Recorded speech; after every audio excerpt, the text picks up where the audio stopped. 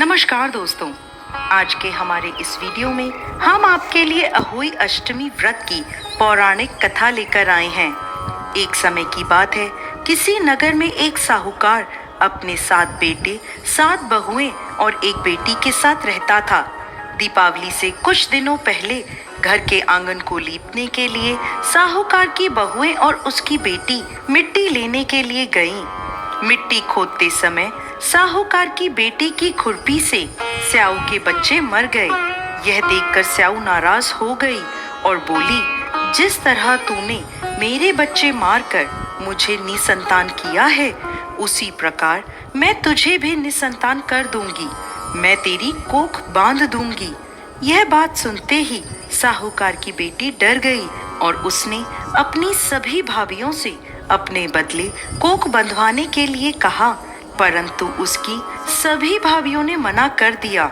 लेकिन सबसे छोटी भाभी ननद के बदले अपनी कोख बंधवाने को तैयार हो गई। उसके बाद से जब भी छोटी बहू के कोई संतान होती, वो 7 दिनों के बाद मर जाती थी। हर साल अहोई अष्टमी का व्रत आता। एक तरफ उसकी सभी जेठानियां व्रत करती, कथा सुनती और अपनी संतान की लंबी उम्र की कामना करती, तो दूसरी ओर छोटी बहू अपने घर में रोया करती। ऐसे ही समय बीतता गया। एक दिन एक ब्राह्मण को बुलवाया गया और इसका समाधान पता लगवाया गया। तो वह ब्राह्मण बोले कि इस श्राप से मुक्ति के लिए तुम्हें सुरई गाय की सेवा करनी होगी। सुरई गाय स्याऊ की सहेली है। उसके कहने पर यदि स्याऊ तुम्हारी कोख छोड़ दे तो तुम्हारे बच्चे जी जाएंगे।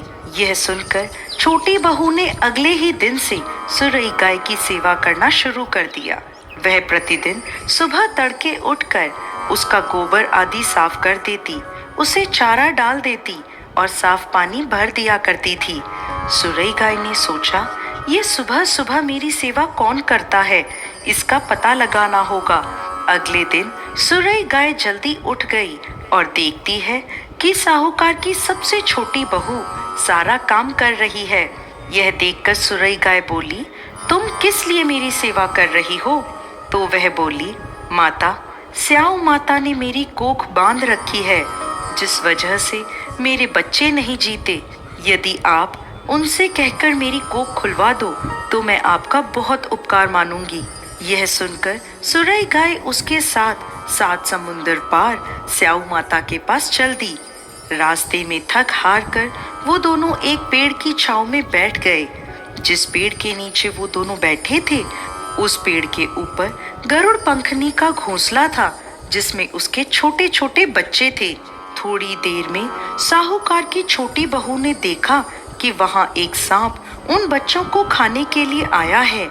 यह देखकर छोटी बहू ने उस सांप को मार डाला। जब गरुड़ पंखनी वहां आई तो उसने पेड़ के आसपास रक्त देखा, जिसे देखकर उसे लगा कि इसने मेरे बच्चों को मार दिया है। वो अपनी चोंच से साहूकार की छोटी बहू को मारने लगी। तब वह बोली, मैंने तुम्हारे बच्चों को सांप से बचाया और तुम मुझे ही मार रही हो। ये सुनकर गरुड़ पंखनी खुश हो गई और बोली, तुम जो चाहे मुझसे वर मांग लो। तब छोटी बहू बोली, बहन, 7 समुद्र पार स्याऊ माता रहती है, तुम हमें वहां तक पहुंचा दो। गरुड़ पंखनी ने उन दोनों को अपनी पीठ पर बिठाया और 7 समंदर पार स्याऊ माता तक पहुंचा दिया। स्याऊ माता सुरई गाय को देखते ही प्रसन्न हो गई और बोली, आओ बहन, बड़े दिनों में आई हो, अब आई ही हो तो मेरे बालों में से जुएं निकाल दो। तब सुरई गाय के कहने पर साहूकार की बहू ने स्याऊ माता के सिर से सारी जुएं निकाल दी। इस पर खुश होकर स्याऊ माता ने छोटी बहू को आशीर्वाद दिया कि तेरे 7 बेटे और 7 बहुएं हों। यह सुनकर छोटी बहू बोली, माता, मेरे तो एक भी संतान नहीं है। स्याऊ माता ने पूछा, ऐसा क्यों? तो वह बोली, माता, यदि आप वचन दें तो मैं इसका कारण आपको बता सकती हूँ। स्याऊ माता ने उसे वचन दे दिया।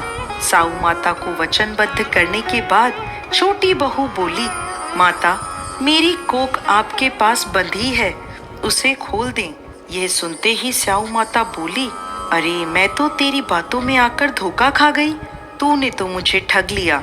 जा, मैं तेरी कोख खोलती हूँ। अब तू घर जा और घर जाकर अहोई माता का उद्यापन करना। 7 अहोई बनाकर 7 कढ़ाई देना। साहूकार की बहू घर लौटी तो देखती है कि उसके घर में उसके 7 बेटे और 7 बहुएं बैठे हैं। यह देखकर वो बहुत प्रसन्न हुई। उसने 7 कढ़ाई और 7 अहोई बनाई और अहोई अष्टमी का उद्यापन किया। उधर दूसरी ओर जेठानियां बोली, चलो सब जल्दी जल्दी पूजा कर लो, अभी छोटी बहू का रोना धोना शुरू हो जाएगा।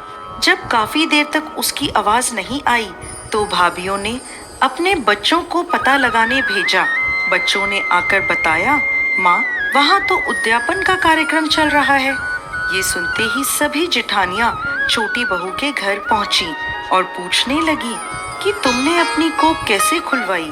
तब वह बोली, भाभी साऊ माता ने मुझ पर कृपा करी और मेरी कोख खोल दी।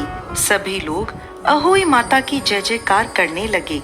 हे अहोई माता, जैसे आपने पहले साहूकार की छोटी बहू पर कोप किया वैसे किसी पर मत करना, और जैसे बाद में उस पर कृपा करी वैसे ही इस कथा को कहते, सुनते और हुंकार भरते सब पर कृपा करना।